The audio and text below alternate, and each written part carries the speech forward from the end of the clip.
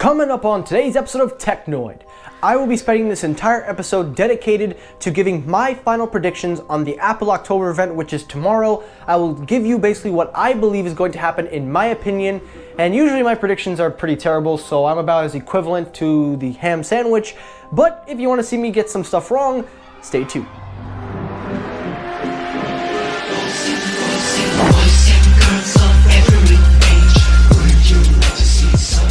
Yo, what's happening everybody? Michael here, welcome back to Technoid. Now, before we start the episode, yep, we didn't win.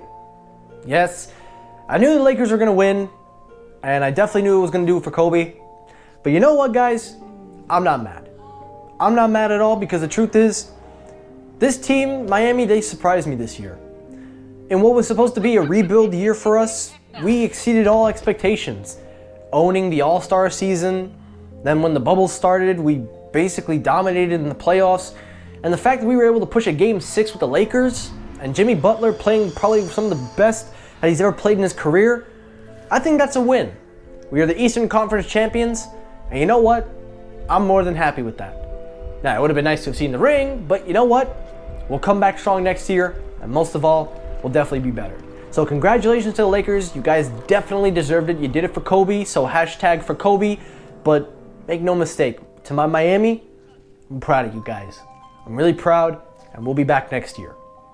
So welcome back everybody. I hope you're all doing well. Now today, as I said, I'm gonna spend the whole episode talking about the October event and basically give my opinion on what I believe is going to be unveiled at the Apple event. But of course, again, I am about as equivalent to getting this stuff right as me getting the ham sandwich right. So this is gonna be fun. But if you are new here and you are considering subscribing, please consider hitting that subscribe button and turn on your notifications so you do not miss when I upload. And to returning users, thank you as always. Make sure you hit the like button. Now that we got that out of the way, let's get it. So story number one, the main story, the only story for the day, the Apple October event. Now I haven't really talked a lot about it, as a lot of the rumors and the renders and stuff that I've been talking about in the past few episodes, I've already discussed enough about it to kind of warrant me not talking about it. But because we're only a day away from the event, I feel that I should talk about it. And that's really what this episode's about, what I believe is going to be announced, and that's about it.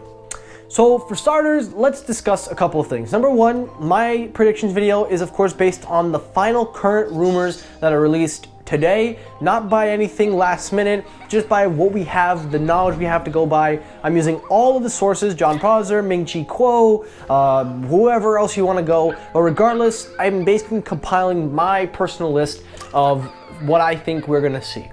So let's start with the obvious, iPhone 12, iPhone 12 Pro, and Pro Max, and then of course that smaller iPhone. I don't know why they're calling it.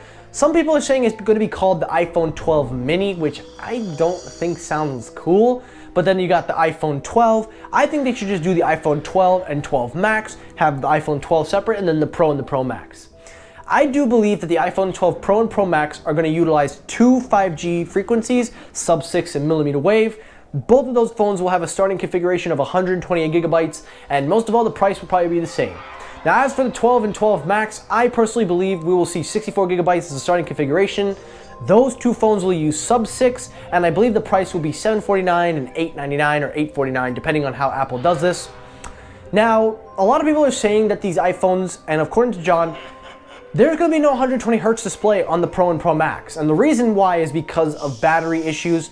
So Apple removing the 120 Hz because they already put 5G and 120 Hz, I get it.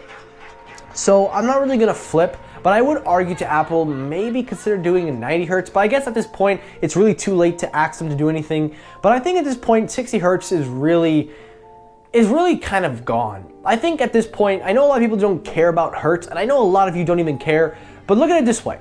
The refresh rate of a phone is 60 Hertz right now. At $699 you can get a Pixel 5 with 90 Hertz, which is buttery smooth. So I think at this point we should set the standard to 90 Hertz.